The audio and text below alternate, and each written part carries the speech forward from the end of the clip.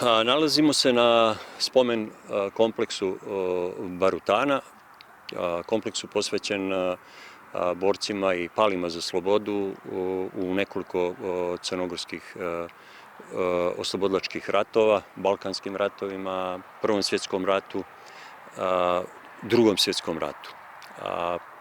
Autor spomenika, odnosno kompleksa, je prva i najznačajnija crnogorska arhitektica Kana Radević, Svetlana Kana Radević, prestižno ime, odnosno prestižan autor u okvirima bivše Jugoslavije. Između ostalog, o tome svjedoči i njena nagrada, borbina nagrada koju su dobijali najprestižniji arhitekti stare Jugoslavije. Spomen kompleks izgrađen je sredstvima koje je sakupilo lokalno stanovništvo, dakle stanovništvo Lješanske nahije, a oni su i u vidu radnih akcija učestvovali u realizovanju spomenika. Kana Radević je osmislila, i to jeste njen prepoznatljivi rukopis, da uvijek koristi lokalni materijal i čitav ovaj niz, spoljni okvir kompleksa, ovi kameni zidovi, njih su zidali od lokalnog materijala i zidali su ih lokalni majstori. Prije par godina, zahvaljujući Ministarstvu kulture, ovaj spomen kompleks je obnovljen, jer ovaj, da kažem, uvezeni novi materijal od koga je napravljen je zapravo vremenom propadao. Spomenik je građen između 1975. i 1980. godine i nakon nekog vremena je, da kažem, i morao pretrpiti neka oštećenja, pa je renoviran zahvaljujući ministarstvu. Osnovu spomenika predstavlja zapravo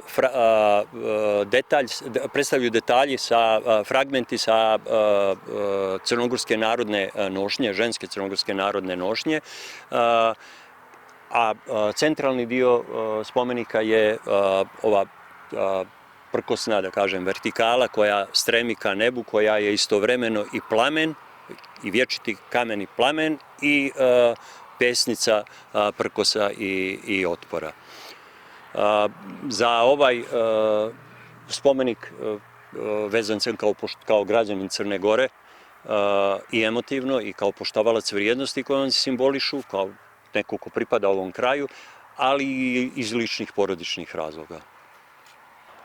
Na ovom spomeniku su imena 12 mojih bliskih rođaka, između ostalog i ime mog djeda Petra i ime mog strica Veselina Burzanovića.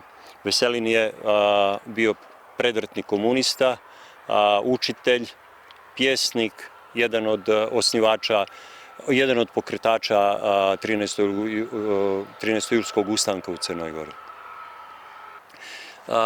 Danas, u vrijeme nastojanja da se revidira istorija, da se promijene vrijednosti kojima se teži, spomenici su često na meti vandala.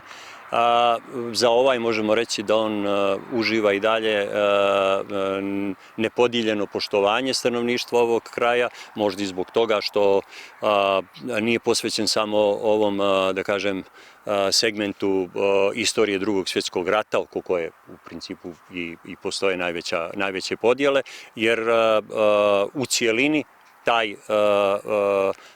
taj otpor, taj prkos osvajaču poštuju, respektuje ga stanovništvo čitavo i sa poštovanjem se odnosi prema ovom spomeniku. Nismo imali nikakvih primjera oštećenja, vandalizma.